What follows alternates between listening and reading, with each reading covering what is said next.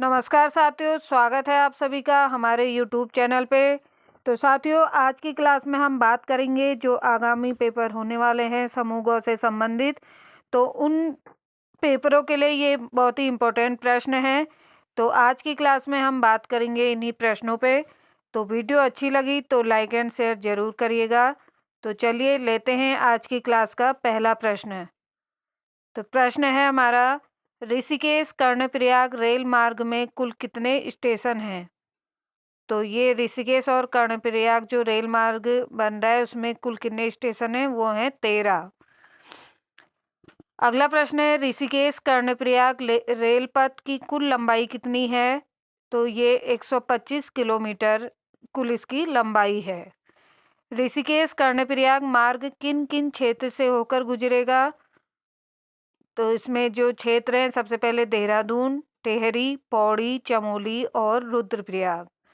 तो इन 5 क्षेत्रों से होकर ऋषिकेश कर्णप्रयाग जो मार्ग है ये इनसे होकर गुजरेगा। अगला प्रश्न है, मसूरी रोपवे का निर्माण कब हुआ? तो ये हुआ था 1970 में। अगला प्रश्न है, जोली ग्रांट हवाई अड्डे का नया नाम क्या है? तो इसका नया नाम है अटल बिहारी वाजपेयी हवाई अड्डा। उत्तराखंड भेड़ व ऊन विकास किस वर्ष से लागू हुआ? तो ये 31 अक्टूबर 2003 में। तो साथियों, सारे ही क्वेश्चन बहुत ही इम्पोर्टेंट हैं, आप इन्हें अवश्य नोट करिएगा। यदि आप हमारे चैनल पर नए हैं तो चैनल को सब्सक्राइब जरूर कर लें। अगला प्रश्न है, हवालबाग का युद्ध कब हुआ? तो ये 1790 में हवालबाग का युद्ध हुआ। बढ़ते हैं अगले प्रश्न में, सभा मंडी किसने बनाई थी? तो सभा मंडी किसने बनाई थी? ये रणजोर सिंह थापा ने सभा मंडी का निर्माण किया था। अगला प्रश्न है, किस गोरखा सेना नायक के समय हरिद्वार की हर की पौड़ी में दासों की बिक्री होती थी? तो ये सेना नायक हैं हस्तिदल चौतरिया। तो इनके समय में गोरखा जो सेना नायक के समय में हरिद्वार में की हर की पौड़ी में दासों की क्या की जाती थी? बिक्री की जाती थी। अगला प्रश्न है, गांधी जी ने कुमाऊं की यात्रा सर्वप्रथम कब की? तो ये कि गांधी जी ने कुमाऊं की यात्रा 1929 में जून में सबसे पहले कुमाऊं की यात्रा की। अगला प्रश्न है, गढ़वाल पर गोरखों के आक्रमण के समय 1803 में गोरखा सूबा कौन सा था? तो जब गढ़वाल पे गोरखों के आक्रमण हुए 1803 में तो उस वक्त गोरखाओं का जो सूबा था वो कौन था? तो वो थे गजकेश्वर पांडे। अगला प्रश्न है, 1804 में काली सतलज तक का क्षेत्र का सेनानायक बनाया गया। तो किसे बनाया गया? अमर सिंह थापा जी को। अगला प्रश्न है, गोरखाओं द्वारा किसी भी बड़े उत्सव को मनाने पर वसूला गया कर क्या कहलाता था? तो वो कर था सोलिया फाल्गुन कर। अगला प्रश्न है, देहरादून भूमि को आबाद करने के लिए तकावी ऋण किसने दिया था? तो हस्तिदल चौतरिया ने ये देहरादून की भूमि को आबाद करने के लिए तकावी ऋण दिया था। अगला प्रश्न है, ब्राह्मणों के पैर पूजे जाते हैं सर नहीं, गोरखा शासन में किस सूबा ने यह कथन दिया था?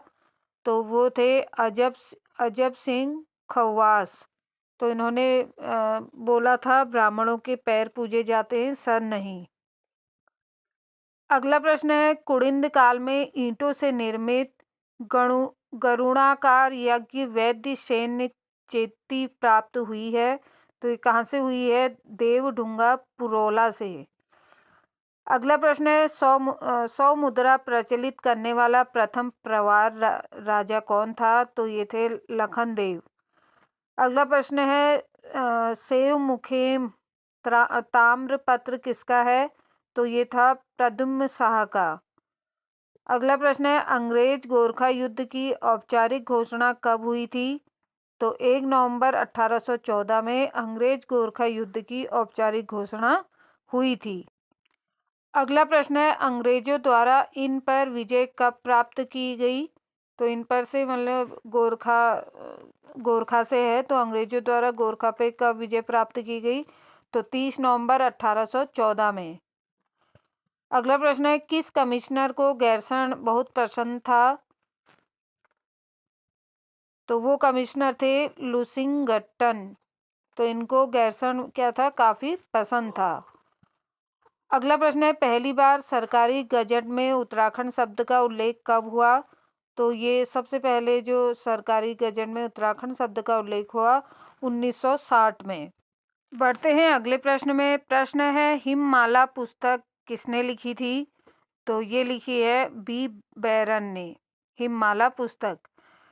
अगला प्रश्न है, पी मेंडन द्वारा पिंडारी ग्लेशियर की खोज कब की गई? तो 1886 में पी मेंडन द्वारा पिंडारी ग्लेशियर की खोज की गई। अगला प्रश्न है, वीर बाला तीलू रौतेली किसकी रचना है? तो ये है नंद किशोर डोडियाल की। तो दोस्तों सारे ही प्रश्न बहुत ही इम्पोर्टेंट हैं, आप इन्हें अवश्य नोट करिएगा और वीडियो को पूरी वॉच कीजिएगा। बढ़ते हैं अगले प्रश्न में। न्यू चैपल लड़ाई से कौन संबंधित था? तो ये है गब्बर सिंह नेगी। अगला प्रश्न है, किरजी महोत्सव प्रत्येक 12 वर्ष बाद किस जनजाति द्वारा मनाया जाता है? तो ये किरजी महोत्सव मनाया जाता है सौका जनजाति द्वारा चौदास घाटी में। अगला प्रश्न है, चंद शासनकाल में राजधानी में बंदोबस्ती कार्यालय किसके द्वारा बनाया गया? तो लक्ष्मी चंद द्वारा इसका निर्माण किया गया। उत्तराखंड लोक सेवा आयोग की स्थापना कब हुई? तो उत्तराखंड लोक सेवा आयोग की स्थापना 15 मई 2001 में की गई। अगला प्रश्न है, अलकनंदा व पश्चिमी नयार घाटी के कप मार्क्स की खोज किसने की थी? तो ये यशवंत सिंह कठौज ने अलकनंदा व पश्चिमी नयार घाटी के कप मार्क्स की खोज की थी। बढ़ते हैं अगले प्रश्न में। गढ़वाली भाषा का प्रथम महाकाव्य कौन सा है? दोस्तों बहुत ही इम्पोर्टेंट प्रश्न। गढ़वाली भाषा का प्रथम महाकाव्य तो यह है भूमियाल। अगला प्रश्न है, गढ़वाली भाषा का प्रथम उपन्यास कौन सा है? तो यहाँ पे पहले महाकाव्य पूछा, अब उपन्यास। तो उपन्यास गढ़वाली भाषा का पहला पार्वती। अगला प्रश्न है, मूल गढ़वाली भाषा में पहली लोक कथा कौन सी थी? तो मूल गढ़वाली भाषा की जो पहली लोक कथा थी वो थी तोला बकरी। अगला प्रश्न है, उत्तराखंड राज्य विधिक सेवा प्राधिकरण का गठन किया गया। तो ये 20 मार्च 2002 को उत्तराखंड राज्य विधिक सेवा प्राधिकरण का गठन किया गया। अगला प्रश्न है, उत्तराखंड सरकार द्वारा किस तिथि को किसान प्रोत्साहन पेंशन योजना प्रारंभ की गई? 15 अगस्त 2014 को किसान प्रोत्साहन पेंशन योजना प्रारंभ की गई। अगला प्रश्न है, मुख्यमंत्री दाल पोषित योजना कब प्रारंभ हुई? तो 12 सितंबर 2019 को ये योजना प्रारंभ हुई। अगला प्रश्न है, देहरादून में श्रद्धानंद बाल विनीता आश्रम की स्थापना किसने की? तो देहरादून में जो श्रद्धानंद बाल विनीता आश्रम है उसकी स्थापना की महात्मा गांधी जी ने। अगला प्रश्न है, उत्तराखंड में 1906 में नशा नाशनी सभा की स्थापना किसने की? तो ये नशा नाशनी नामक जो सभा थी उसकी स्थापना की राम शरण रतूड़ी ने। अगला प्रश्न है, राज्य में सूक्ष्म लघु और मध्य उद्यम विकास का अधिनियम लागू हुआ। तो ये हुआ सन 2006 में। अगला प्रश्न है, मसूरी में कंपनी गार्डन की स्थापना किस वर्ष हुई? तो 1842 में इसकी स्थापना की गई। अगला प्रश्न है, पोस्टमैन नामक कहानी के लेखक कौन है? तो पोस्टमैन नामक कहानी के लेखक है शैलेश मटियानी। पृथक राज्य हेतु किस वर्ष कुमाऊं संकल्प लाया गया? तो पृथक राज्य हेतु 1970 में कुमाऊं संकल्प लाया गया। अगला प्रश्न है, राज्य की पहली क्रोकोडाइल सफारी किस जनपद में बनाई गई? तो ऊधम सिंह नगर में सबसे पहले ये बनाई गई। उत्तराखंड में किस वर्ष पर्यटन को उद्योग का दर्जा मिला? तो 2019 में। सबसे पहले 2019 में उत्तराखंड में पर्यटन को उद्योग का दर्जा मिला। अगला प्रश्न है, पद के कितने भेद होते हैं? तो संज्ञा, सर्वनाम, विशेषण, क्रिया, अव्यय, ये क्या है? पद के भेद हैं। बढ़ते हैं अगले प्रश्न में, व्युत्पत्ति के आधार पर संज्ञा के कितने प्रकार होते हैं? तो व्युत्पत्ति के आधार पर संज्ञा के 3 प्रकार हैं। अगला प्रश्न है, अर्थ की दृष्टि से संज्ञा के कितने प्रकार होते हैं? तो अर्थ की दृष्टि से संज्ञा के 5 प्रकार होते हैं। अगला प्रश्न है, 21वां संविधान संशोधन किस वर्ष हुआ? तो 21वां संविधान संशोधन 1967 में हुआ। इसमें सिंधी भाषा को 8वीं अनुसूची में जोड़ा गया इस संशोधन के द्वारा। अगला प्रश्न है, 71वां संविधान संशोधन कब हुआ? तो ये हुआ 1992 में। इसके अंतर्गत कोंकणी, मणिपुरी, नेपाली भाषाओं को 8वीं अनुसूची में जोड़ा गया। अगला प्रश्न है, 92वां संविधान संशोधन कब हुआ? तो जो 92 संविधान संशोधन था ये 2003 में हुआ। इसके अंतर्गत बोडो, डोंगरी, मैथिली, संथाली भाषाओं को जोड़ा गया। अगला प्रश्न है, नेशनल बुक ट्रस्ट की स्थापना कब हुई? तो नेशनल बुक ट्रस्ट की स्थापना 1957 में दिल्ली में हुई। अगला प्रश्न है, केंद्रीय हिंदी निर्देशालय कहाँ स्थित है? तो केंद्रीय जो हिंदी निर्देशालय है ये दिल्ली में स्थित है और 1960 में इसकी स्थापना की गई। अगला प्रश्न है, वैज्ञानिक तथा तकनीकी शब्दावली आयोग की स्थापना कब हुई? तो इसकी स्थापना हुई 1961 में दिल्ली में। हिंदी, हिंदू, हिंदुस्तान का नारा किसने दिया? तो ये नारा दिया प्रताप नारायण मिश्र ने। बढ़ते हैं अगले प्रश्न में, हिंदी को राष्ट्रभाषा बनाने का विचार सर्वप्रथम कहाँ से उदित हुआ? तो हिंदी को राष्ट्रभाषा बनाने का जो विचार सर्वप्रथम उदित हुआ वो बंगाल से। अगला प्रश्न है, संविधान सभा में हिंदी को राजभाषा बनाने का प्रस्ताव किसने रखा? तो ये प्रस्ताव रखा गोपाल स्वामी अयंगर ने।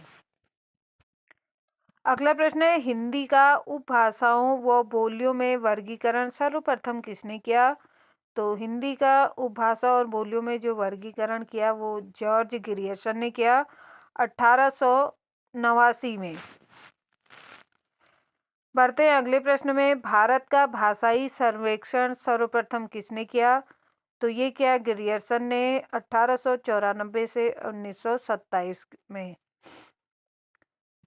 अगला प्रश्न है, हिंदी भाषा का इतिहास किसकी रचना है? तो हिंदी भाषा का इतिहास रचना है धीरेन्द्र वर्मा की। 1933 में इसकी रचना की गई। पढ़ते हैं अगले प्रश्न में, प्रतिदिन प्रकाशित होने वाली खबरें क्या कहलाती हैं?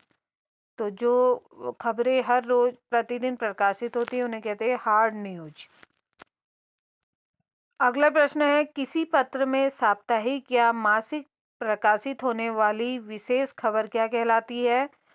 तो किसी पत्र में साप्ताहिक या मासिक जो प्रकाशित होने वाली जो खबरें होती है उन्हें कहते हैं सॉफ्ट न्यूज। अगला प्रश्न है, ऑल इंडिया रेडियो की शुरुआत कब हुई? तो 8 जून 1936 में इसकी शुरुआत की गई। विविध भारती सेवा की शुरुआत किस वर्ष हुई? तो इसकी शुरुआत हुई 1957 में। अगला प्रश्न है, टेलीविज़न जनसंचार का कैसा माध्यम है? तो टेलीविज़न जो जनसंचार का माध्यम है वो दृश्य और श्रव्य दोनों प्रकार का माध्यम है। इसे हम देख भी सकते हैं और सुन भी सकते हैं। अगला प्रश्न है, रेडियो को एक अद्भुत शक्ति किस व्यक्ति ने कहा? तो रेडियो को अद्भुत शक्ति कहा महात्मा गांधी जी ने। अगला प्रश्न है, भारत में टेलीविज़न का नियमित प्रसारण किस वर्ष शुरू हुआ? तो 1965 में। तो भारत में टेलीविज़न का जो नियमित प्रसारण शुरू हुआ 1965 में। टेलीविज़न इंडिया के नाम दूरदर्शन किस वर्ष किया गया? तो टेलीविज़न इंडिया के नाम को दूरदर्शन किस वर्ष किया गया? 1975 में। अगला प्रश्न है, प्रसार भारती का गठन किस वर्ष हुआ? तो प्रसार भारती का गठन 1997 में हुआ। अगला प्रश्न है, पाठकों को लुभाने वाली लुभावनी खबरों से परिपूर्ण पत्रकारिता कहलाती है। तो इसे क्या कहते हैं? पीत पत्रकारिता। अगला प्रश्न है, अमीर लोगों से संबंधित पत्रकारिता को कहा जाता है? तो इसे कहा जाता है पेज 3 पत्रकारिता। अगला प्रश्न है, केंद्रीय फिल्म प्रमाण बोर्ड सेंसर बोर्ड मुंबई की स्थापना किस वर्ष हुई? तो ये हुई 1952 में। अगला प्रश्न है, हिंदी में नेट पत्रकारिता का प्रारंभ किस वेबसाइट से हुआ? तो हिंदी में जो नेट पत्रकारिता का प्रारंभ हुआ वो वेबसाइट है webdunia.com। अगला प्रश्न है, राष्ट्रीय हिंदी पत्रकारिता दिवस कब मनाया जाता है? बहुत ही इंपॉर्टेंट क्वेश्चन है। तो राष्ट्रीय हिंदी पत्रकारिता दिवस 30 मई को मनाया जाता है। अगला प्रश्न है, माइक्रोसॉफ्ट ऑफिस का हिंदी संस्करण कब जारी हुआ? तो 2007 में ये जारी हुआ। बढ़ते हैं अगले प्रश्न में, कवित्री महादेवी वर्मा का जन्म कब हुआ? तो इनका जन्म 1907 में हुआ।